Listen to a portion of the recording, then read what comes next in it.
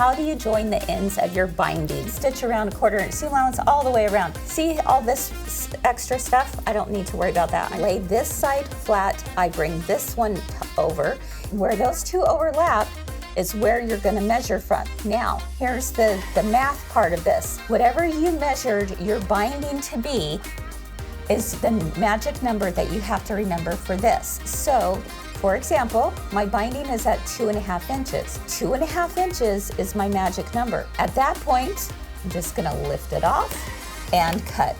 Fingers in pockets, bring this one up to the left, bring this one over to smack it on the lips, and then we just go ahead and mark our line. Sew directly on that line. Always check that this is correct before you cut it. Yes. And finish sewing this.